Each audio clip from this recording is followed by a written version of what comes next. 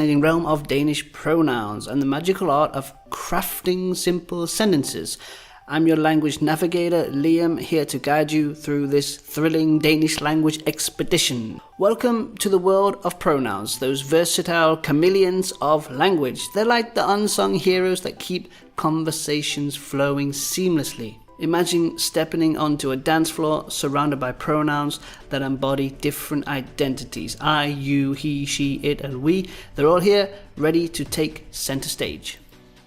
We have jeg, my, jeg, my, I and me, du or dig, two words for you. Du is used as the subject of the sentence, dig would be used as the object. Give a simple example. Du så sej. You are so cool. You are the subject. Du så sej. Jeg elsker dig. I love you. Jeg elsker dig. You are the object of my love. Jeg elsker dig. Han, ham. Han, ham. He and him. Little trick here. Ham also has an M, like in English. That might help you to remember that it means him. Hun, hende. Hun, hende. She and her. Then we have den and det. Den and det, which means it. Here's a little bonus grammar thing. We have two words for it, den and det, depending on the noun. Remember what we had in the last class. Is it in something or is it something? Den and det. Next up, vi, us. Vi, us. Easy, right? We and us. I and yeah. I and yeah. This is you when you're talking to plural people. So I could say, hvad laver I? What are you doing? People, hvad laver I? Or, jeg har noget til jer. I have something for you. Jeg har noget til jer.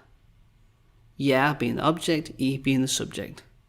Lastly, we have de and dem. De and dem.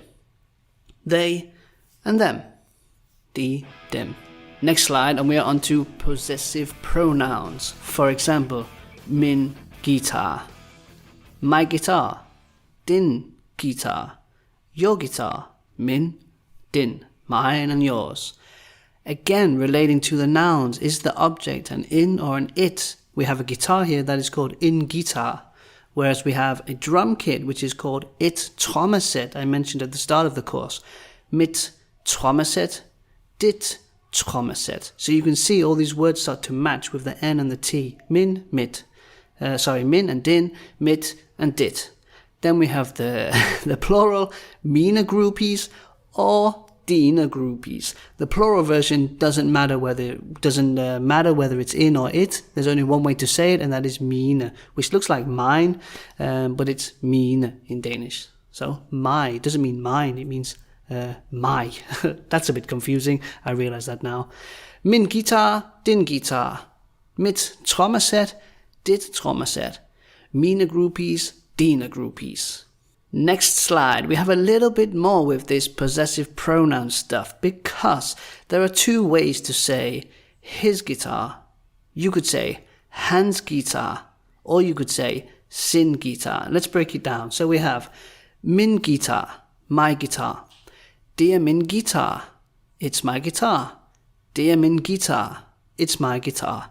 For example, jeg spiller på min guitar. I'm playing on my guitar. Jeg spiller på min guitar. Whereas if I said, now let's move on, hans guitar. Det er hans guitar. It's his guitar. So maybe I'm playing a guitar and I say, det er hans guitar. Well, that makes perfect sense, right? It's his guitar. Very similar to English. But if I say sin guitar, sit trommeset, and sine tromme, again relating to the noun sin, sit, sine, I now have two sentences here. Han spiller på hans guitar, han spiller på sin guitar. The difference is hans again refers away from the person. So if I said about this guy in the middle, han spiller på hans guitar, that's like there's a third person. He is playing his guitar. Whereas han spiller på sin guitar is his own guitar. So the guitar that the guy is holding is his guitar. Two different meanings, kind of the same word in English. He's playing his guitar, he's playing on his guitar. hendes guitar, her guitar. Det er hendes guitar. Sorry, det er hendes guitar. Det er hendes guitar. It's her guitar. Same thing. Hun spiller på sin guitar. Hun spiller på sin guitar. Hun spiller på hendes guitar would mean somebody else's guitar. There's a third woman or second woman in the room, whatever. She's playing somebody else's guitar. Hun spiller på sin guitar, her own. Hun spiller på hendes guitar, somebody else's. And now, behold, the heartbeat of Danish sentences, the legendary SVO word order. Picture your sentence as a puzzle with the subject, the verb, and the object locking into place. It's the dance of language, and you're the choreographer. Han elsker sin guitar. Han elsker sin guitar. He loves his guitar. Simple, right? That structure there is very much the same as you would do it in English. Han elsker sin guitar. Han the subject, elsker the verb, sin guitar, his guitar. Also his own guitar, right? Han elsker sin guitar. Alright, let's try building some sentences with that in mind. SVO. Here are some words, 4 different sentences. I want you to put them into the right order. Pause the video, write down the sentences as you think they should be, and come back to check if you got it right.